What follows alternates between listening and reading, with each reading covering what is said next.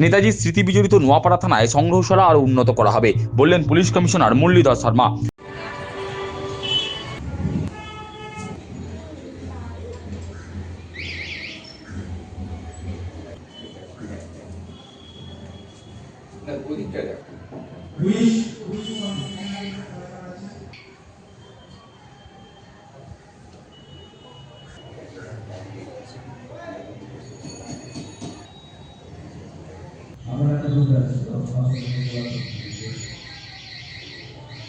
আট বাই 10 ফুটের একটা ছোট্ট ঘর, নোয়াপাড়া থানা। সেই ঘরেই কয়েক ঘন্টা বন্দী ছিলেন মহান দেশনায়ক নেতাজি সুভাষচন্দ্র বসু।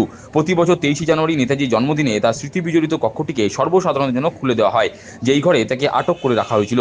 সেই ঘরেই সংগ্রহশালার আকারে নেতাজির স্মৃতি গ্রন্থাগার তৈরি করা হয়েছে। শুক্রবার নেতাজির 129তম জন্মদিবস ঘটা করেই উদযাপিত হলো ব্যারাকপুর পুলিশ কমিশনারের অধীনস্থ নোয়াপাড়া থানায়। উক্ত অনুষ্ঠানে হাজির হয়ে ব্যারাকপুরের পুলিশ কমিশনার মুরলীধর শর্মা বলেন, কমিশনারেটের প্রতিটি থানায় দেশনায়ক নেতাজি সুভাষচন্দ্র বসুর জন্মদিন পালন করা হয়েছে। যদিও নোয়াপাড়া থানার সঙ্গে ইতিহাস জড়িয়ে আছে। এই থানার একটি কক্ষে তাকে কিছুক্ষণ আটকে রেখেছিল ব্রিটিশ পুলিশ। সেই কক্ষটিকে সংগ্রহশালার মতো গড়ে তোলা হয়েছে। আগামী দিনে ওই সংগ্রহশালা আরো উন্নত করা হবে। সর্বপ্রথম আজকে আমাদের দেশের নায়ক নেতাজির 121তম জন্মদিবস। আমাদের সমস্ত থানাতে ওনার জন্মদিবস পালিত হচ্ছে। নোয়াপাড়া থানা ইতিহাসের সাথে নোয়াপাড়া থানার সৌভাগ্য কি ইতিহাসের একটা পৃষ্ঠে নোয়াপাড়া থানারও একটা স্থান রয়েছে। 11 অক্টোবর 1931-এ নেতাজি সুভাষচন্দ্র বোস উনি জগদ্দল কোনো একটা শ্রমিক অনুষ্ঠানে যাচ্ছিলেন। ওই সময় ব্রিটিশ যে পুলিশ ছিল ওনারা তাদেরকে আটকে কিছুক্ষণের জন্য এখানে এনেছিলেন। এবং সে জায়গা যে আছে এখানে 1996 সাল থেকে এখানে একটা স্মৃতির মতো এখানে একটা মিউজিয়াম মতো করা হয়েছে। প্রতি বছর এখানে আমরা এই দিনটাকে পালিত করি। এখানে ওনার যে স্ট্যাচু রয়েছে সেখানে মাল্যদান হয়, আমরা দ্বীপ প্রজ্বলিত করি এবং আজকের দিন এই যে মিউজিয়াম আছে সেটা পাবলিকের জন্য খোলা থাকে। এটা আমরা আরও চেষ্টা করব, এটাকে আরও আমরা আগামী বছর উন্নত করতে পারি। এবং বেশিরভাগ লোক হয়তো জানে না, আমিও নিজেও জানতাম না। আমি যখন সিপি হয়ে এখানে এসেছি নোয়াপাড়া থানায় তখন জানতে পারলাম কি এরকম একটা হিস্টোরিক্যাল মোমেন্ট আর যেটা নোয়াপাড়া থানা আছে সেটা ওর একটা ভাগ রয়েছে। তো এটা আমরা চাই কি পাবলিক জানুক, আসুক, দেখুক কি আমাদের দেশনায়ক যে আছে ওনার চরণধুলি এখানে পড়েছিল। এবং আগামী বছর আমরা এই যে মিউজিয়াম রয়েছে এটাকে আরও একটু উন্নতি করব। ইতিহাস বলছে 1931 সালের 11ই অক্টোবর বিকালে জগদ্দলের গোলঘর পার্কে বঙ্গীয় চটকল শ্রমিক সম্মেলনে যোগ দিতে যাচ্ছিলেন নেতাজি। সেদিন তদানীন্তন ব্রিটিশ সরকারের পুলিশ শ্যামনগর চৌরঙ্গি কালীবাড়ি মোড় থেকে নেতাজিকে আটক করে। তারপর তাকে কয়েক ঘন্টা নোয়াপাড়া থানায় বন্দী রাখা হয়েছিল। প্রশাসনের তরফে নেতাজির স্মৃতি বিজড়িত কক্ষটিকে সংরক্ষিত করা হয়েছে। নেতাজিকে স্মরণ রেখে প্রতি বছর তার জন্মদিন নোয়াপাড়া থানায় উদযাপিত হয়।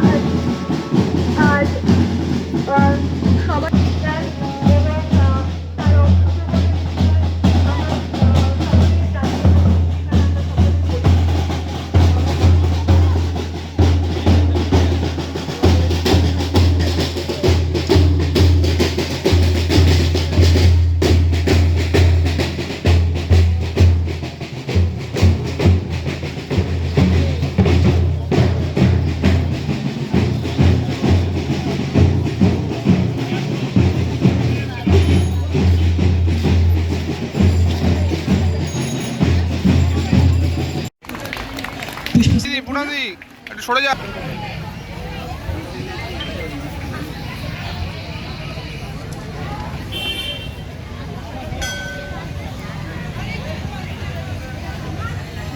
একটু জানাবো প্লিজ। এত সুন্দর একটি মূর্তি, এত অভিনব, এত নিখুঁতভাবে, মানে সত্যি কোনো আমি বাকরুদ্ধ, আমার কিছু বলাটাই ধৃষ্টতা। অসংখ্য ধন্যবাদ স্যার। আমি আসন করে করতালির আবেদন জানাবো। প্রতিনিয়ত যিনি আমাদের পাশে থাকেন এবং স্যার একটু এদিক ঘুরে স্যার। যে কোনো কাজকে স্যারের আমরা সবসময় ডিরেকশন এবং গাইডেন্স নিয়ে আমরা এগিয়ে নিয়ে যাই। অসংখ্য ধন্যবাদ স্যার। এবং তার সাথেই স্যারের প্রতি স্মারক সম্মাননা জ্ঞাপন। একটু করতালির পুনরায় আবেদন জানাচ্ছি। অসংখ্য ধন্যবাদ স্যার। এর পরবর্তীতে আমি অনুরোধ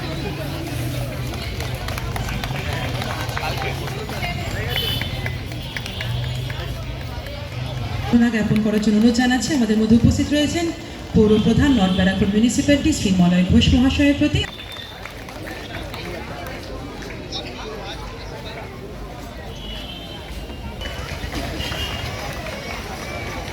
সম্মাননা জ্ঞাপন শ্রী রমেন দাস মহাশয়ের প্রতি গারুলিয়া মিউনিসিপ্যালিটি পৌর প্রধান।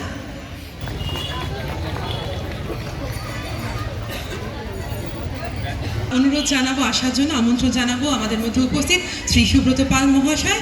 ওনার হাতে উনি এত নিখুঁতভাবে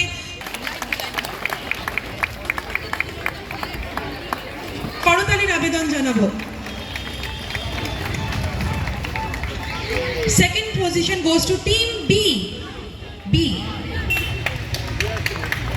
And the first position goes to none other than team A.